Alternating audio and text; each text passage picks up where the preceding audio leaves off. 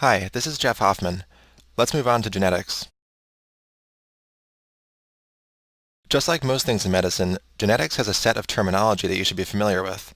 Let's get right into it. Codominance occurs when neither of two alleles are dominant or recessive, but both contribute to the phenotype in a heterozygote. An example would be blood types. This means that in patients who are heterozygous or have one of each type of allele, A and B, each allele has an effect. Variable expressivity is when individuals who have the same genotype have a different phenotype. For example, two individuals who both have the same mutation in NF1 can have different presentations of neurofibromatosis. The patient on the left has some small cutaneous neurofibromas and a café au lait spot, and the patient on the right has lots of very large neurofibromas but no café au lait spots. Incomplete penetrance is when not all individuals with a certain mutant genotype show any type of phenotype.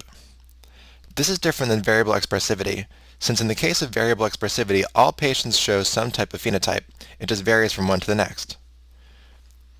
An example of incomplete penetrance is the BRCA1 mutation, which can cause breast cancer in some people, but have no effect in others. By the way, do you know what the BRCA protein does? It's used to repair double-strand breaks in DNA. In pleiotropy, a genotype can cause multiple different phenotypic effects. So you might say that a gene has pleiotropic effects. For example, what are some of the effects of phenylalanine hydroxylase deficiency, which causes phenylketonuria? These patients can have such symptoms as intellectual disability, lighter colored skin, hair, and eyes, and a musty body odor. This might sound kind of similar to variable expressivity, but variable expressivity is the occurrence of different phenotypes in different people, whereas pleiotropy is a variety of different effects in the same person. Anticipation is the process by which the severity of a disease worsens or the age of onset of the disease is earlier in succeeding generations. In other words, if your maternal grandfather has a mild disease, and then your mother has a moderate version of that disease, and you have the most severe version. An example of this is Huntington disease, which we'll talk about more later. Loss of heterozygosity is something we usually talk about in the context of cancer, or more specifically, tumor suppressor genes.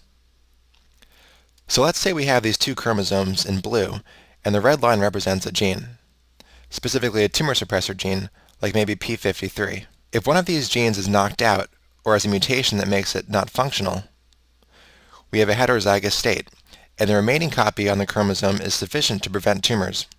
But if both copies are defective, then we have lost heterozygosity and are no longer able to prevent tumors. This is also referred to as the two-hit rule. So what do you think about oncogenes? Does this rule apply to them also? The answer would be no, because even one single mutation in an oncogene is sufficient to cause cancer. You don't need the other copy to be mutated as well. Remember, a tumor suppressor gene is something that shuts down the cell cycle, and an oncogene is something that stimulates the cell cycle. A dominant negative mutation is one that prevents normal function of the gene but has a dominant effect. So even if only one allele has a dominant negative mutation, its protein product will prevent the protein product of the wild-type allele from functioning. For example, let's say you have a transcription factor, and a transcription factor needs to first bind to a specific DNA sequence, usually in response to another stimulus, and then initiate transcription of the nearby gene. Now let's say that one of your two genes that code for this transcription factor is mutated in such a way that it will bind too tightly to that DNA sequence, but it won't initiate transcription. Now it will bind all the time, so the normal healthy copy will never get in there and will never transcribe the gene. Linkage disequilibrium is a tricky one, so I'm going to bring back my chromosome model to make it easier to understand. Now normally we have 23 pairs of homologous chromosomes, but let's pretend we just have 3 to make this simpler. I'm showing some genes here as red lines. Now remember, during meiosis, we're going to have these chromosomes segregate independently, and we'll end up with one of each in each gamete. I'll give these genes names. So let's say this is A, B, C, D, and E. And in the other gamete, I'll use lowercase letters. So again, we have little a, b, c, d, and e. Now before these separated, since chromosomes segregate independently, gene big A had a 50-50 chance of ending up in either the gamete with the big D or the little d. So what were the odds of the big A ending up with the big C? Now this is kind of a tricky one, but it's actually also about 50%. Because they're so far apart on the chromosome that a recombination will happen a few times between them as the cell prepares for meiosis. Now, recombination is something we don't really get into in first aid, as it's not very high yield for the step 1, but just think of it as homologous chromosomes, just like the two blue ones, swapping homologous regions. Do you know what it's called if two non-homologous chromosomes, like the blue and the green one, swap chunks of DNA? That's called translocation, and I'll talk about that more later.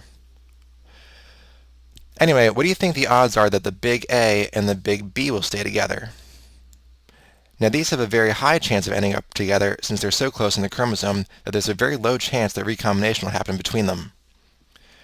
Now here's where linkage disequilibrium comes in.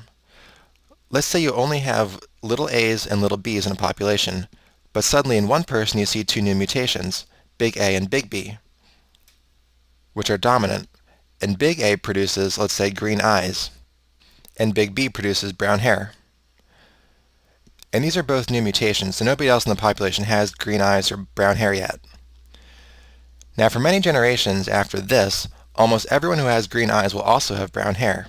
So to put this mathematically, after a few generations, you might see an equal distribution of big A's and little a's, and big B's and little b's, so 50% of each. Now by normal Mendelian genetics, among all the chromosomes in the population, you would expect to have about 25% of each combination of B's and A's. However, since big A and big B are in linkage disequilibrium in the population, you might actually see a lot of chromosomes with big A's and big B's, and a lot with little a's and little b's, but hardly any with a combination of the two. So mosaicism is when some cells in the body have a different genetic makeup than others. This can only be caused by events that occur after fertilization, since anything that happens before fertilization will have the same effect on all cells in the body. Mosaicism can be caused by mutations that occur during embryogenesis. For example, if a patient would have an AB blood type, but a deletion of the A gene occurs in the cell that gives rise to half of the hematopoietic system, then half of the patient's blood cells will be AB, and the other type will just be A. A second way mosaicism can be caused is if two zygotes form, which would have ended up as dizygotic twins, except they fused together very early in embryogenesis. Now half of the cells will have the genotype that one twin would have had, and the other half of the cells have the genotype of the other twin. One last example is germline mosaic, which is when a mutation occurs that only affects cells that will give rise to the germline. This will have no effect on that individual, but will affect their offspring. The offspring will not have mosaicism since they will be derived entirely from a single cell, but they can have a mutation that was not present in their parent's somatic cells, causing a disease that the parent did not have. I also want to point out that random X chromosome inactivation in females, or lionization, is not an example of mosaicism, since all cells still have the same genetic material. The only differences between cells are epigenetic modifications that shut off one chromosome, which doesn't count as mosaicism because even in other chromosomes, different cell types have epigenetic differences, such as a neuron compared to a hematopoietic stem cell. An important clinical point about mosaicism is that some genetic diseases can only exist in a mosaic individual, since the genetic mutation is so severe that if it affected all cells it would be lethal. An example is McCune-Albright syndrome, which is caused by a mutation in the GS-alpha gene, which is part of the G protein signaling cascade. If this gene were mutated in all cells, it would be embryonic lethal, but individuals who are mosaic for the mutation can survive. So how does this present? Well, first of all, you'll see these unilateral café au lait spots. They can present on both sides of the body, but they don't cross the midline. Second, these patients have polyostotic fibrous dysplasia, which is when parts of some bones are replaced by fibrous tissue, and as you can see here, the most common locations are the base of the skull and the femur. This bone pathology also results in facial deformities. Locus heterogeneity is when mutations at different loci, or in different genes, produce the same phenotype. This can occur if two genes have the same function, or if they act in a sequence in a pathway. For example, Marfan syndrome, MEN2B, and homocystinuria can all result in a Marfanoid habitus, which means the patient is tall and thin with long fingers and joint hypermobility. There are also several genetic mutations that can cause albinism, such as in genes responsible for the production of melanin and genes involved in the transport of melanin from melanocytes to keratinocytes. Allelic heterogeneity is kind of an obvious principle, and basically it's just that if you mutate a gene in one place and it produces a certain phenotype, then mutating a different part of the same gene can cause the same phenotype. This is probably true more often than not, so it seems unnecessary to give one example. But in the book we have listed beta thalassemia, which can be caused by different mutations in the beta-globin gene. Heteroplasmy is the presence of two different versions of mitochondrial DNA, both existing in the same cell. Since you only inherit mitochondrial DNA from one parent, your mother, this occurs due to new mutations rather than the inheritance of different genotypes.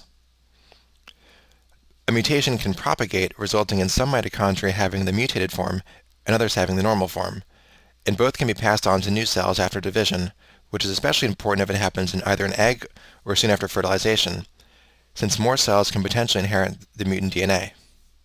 This can result in variable expression of an inherited mitochondrial disease, depending on how many cells get how much of the mutant DNA. Our last term is uniparental disomy, which can happen when an offspring receives two copies of a chromosome from one parent and no copies from the other parent. There are two types, heterodisomy and isodisomy. Heterodisomy is caused by non-disjunction in meiosis I, and isodisomy is caused by non-disjunction in meiosis II. So what's the difference in the final gamete? I'll label these here to walk you through it, and we'll do a little bit of review of meiosis.